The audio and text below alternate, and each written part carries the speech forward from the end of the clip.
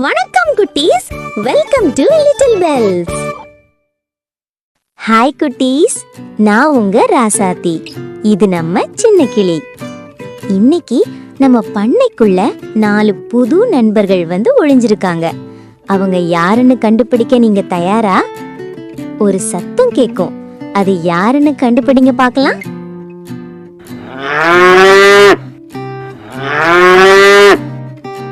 கண்டுபிடிச்சிட்டீங்களா? இதுதான் நம்ம மாடு.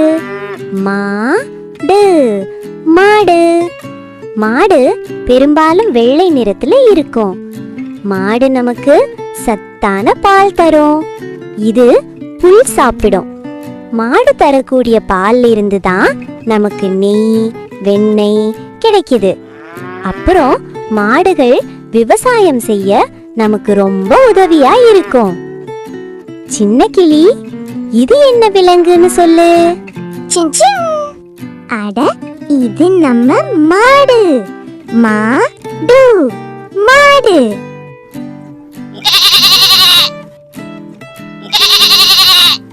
கண்டுபிடிச்சிட்டீங்களா? இதுதான் நம்ம ஆடு.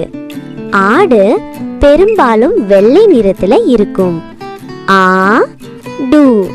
ஆடு. ஆடுகள் ரொம்ப வேகமா ஓடும். இலைகளை விரும்பி சாப்பிடும். ஆட்டோட பாலை குடிச்சா உடம்புக்கு ரொம்ப தெம்பு கிடைக்கும். ஆடுகள் கூட்டமா வாழ ரொம்ப பிடிக்கும். சின்ன கிளி, இது யாருன்னு கண்டுபிடிச்சிட்டியா? இது நம்ம ஆடு.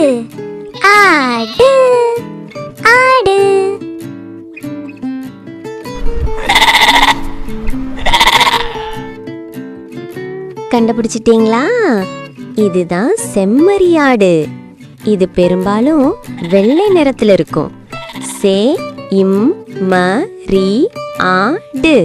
செம்மறியாடு. இதோட உடல் பஞ்சு மாதிரி மென்மையா இருக்கும். இதோட உடம்புல இருக்கிற முடிய வச்சுதான் நமக்கு கம்பளி ஆடைகள் செய்யறாங்க. குளிருக்கு இது ரொம்ப இதமா இருக்கும். சின்ன கிளி, இது என்ன விலங்குன்னு சொல்லு.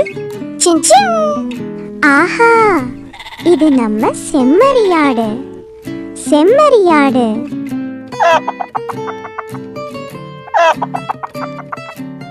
கண்டுபிடிச்சிட்டீங்களா? இதுதான் நம்ம கோழி. கோழி பெரும்பாலும் சிவப்பு கலந்த பழுப்பு நிறத்துல இருக்கும். கோழி நமக்கு ஆரோக்கியமான முட்டை கொடுக்கும்.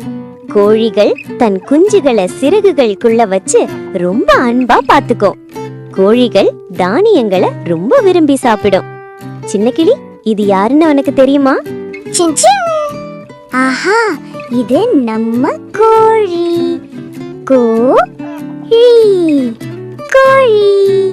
குட்டீஸ், இப்போ சின்ன கிளி கூட சேர்ந்து நீங்களும் ஒரு முறை சொல்லுங்க பார்க்கலாம்.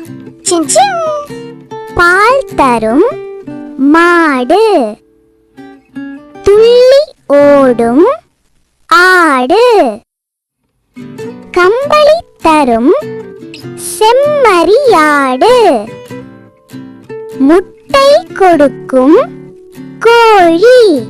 ரொம்ப சமர்த்தா சொன்னீங்க குட்டீஸ். இதே மாதிரி இன்னும் நிறைய நண்பர்களை பார்க்கணுமா? அப்போ நம்ம சேனல் பிளேலிஸ்ட பாருங்க. அடுத்த வாரம் ராசாத்தி இன்னும் சில புது நண்பர்களோட வரேன்.